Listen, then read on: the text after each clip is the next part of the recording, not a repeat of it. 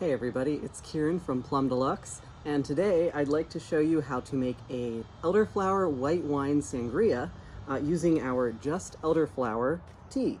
So this is really just elderflowers. Elderflowers add a really nice kind of earthy sweetness to your tea, to your cocktails, make a great simple syrup as well. So today I'm going to show you how to make a sangria. I'm going to be using a white wine. I've chosen a Viognier, which has a little bit of a dry sweetness to it.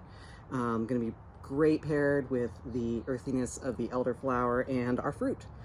So the first thing I'm going to do is make a really strong infusion of the Just Elderflower tea. So I've already gone ahead and done that using our perfect tea maker. And typically I would make a bigger batch of this, but I only have a small pitcher today, so I'm going to show you how to do a half batch, and I'll put the recipe for the full batch in the description for this video. So now that I have my tea all brewed, and I did a strong brew. It's about I think I did about 4 teaspoons to about 16 or so ounces of water. So it's nice and strong. And then I'm going to take a little bit of our maple dust, which our maple dust and our honey dust dissolve really nicely in cold beverages. They had a nice subtle sweetness, a little bit of just, they round out the flavor really nicely. So I'm going to use for this about a tablespoon and then a little bit right into the pitcher. And you can use more or less. It's totally up to you and how sweet you like things. I like to taste a little bit of sweetness in my sangria, but I've found if it's too sweet, I have a really bad hangover, and nobody wants that. So we're gonna moderate.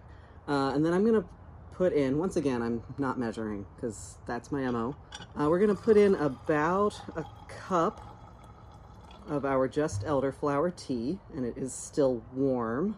You could also cold brew the tea ahead of time if you wanted. And then I'm gonna just stir that up a little bit in there to get everything going.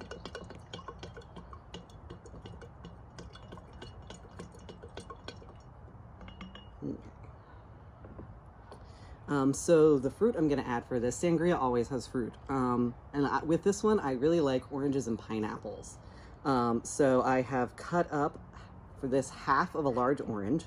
And then I've got maybe about a quarter of a fresh pineapple here that I have also cut up. If you don't have fresh pineapple, if you've never cut a pineapple before and you have no intention of starting, or if you just don't have time, you can use canned pineapple, or you can go to the store. A lot of times they have it already cut, which is actually what I did. It's my preferred cheap method. So I've got some of that. So we're just gonna pop this right on in here. Boop, boop, boop, boop, boop. I like a lot of fruit. I think it makes it extra tasty. I'm gonna reserve one for my garnish, and then we're gonna pop this in here too.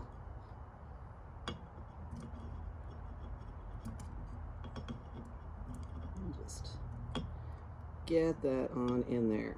All right. And then give it a little bit of a muddle just to get the juices going.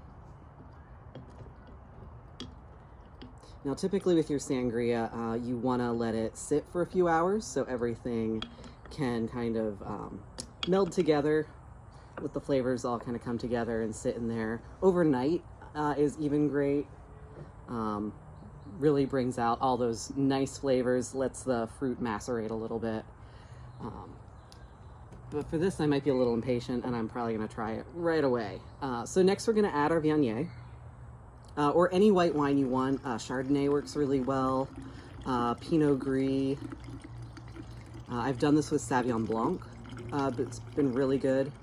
So I'm just going to add that in there. And probably about half a bottle to a bottle. And we'll give it another little stir, just to mix it all in. And yeah, this is the point where you would typically just let it sit for a while in your fridge, a few hours, overnight, but I'm gonna have some now, so I'm gonna show you how we serve this. I'm gonna do it in a wine glass because I'm feeling fancy. So I've got ice. We're gonna serve it over ice. I'm gonna put one of our orange slices in there, a little bit more pineapple, and then I'm just gonna pour some of this right on in here. Then if you want to serve it with, you can top it off with a little bit of seltzer water. I'm gonna try some grapefruit seltzer in here. I think that'll meld really nicely with the other citrusy notes. And there you go, we're ready to serve. Cheers.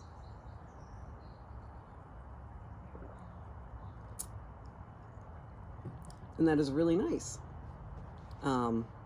This is great. I'm gonna be sipping this the rest of the day. So that's our Elderflower white wine sangria. It has really nice sweet and earthy notes to it, like I said. Really easy to make. Delicious, fruity. It has a lot of like good summery flavors from the orange and the pineapple, and that floral note then from the elderflower. So make it great for picnics, barbecues, just sitting out on your patio, sitting on your couch with the air conditioning on. So if you make this, we'd love to see. You can find us on social media. You can tag us. We are at Plum Deluxe. We'd love to see your sangria creations. If you're making other things with our tea, we'd love to see that as well. Send us your recipes. Send us your photos on Instagram and Facebook. We would love to connect with you.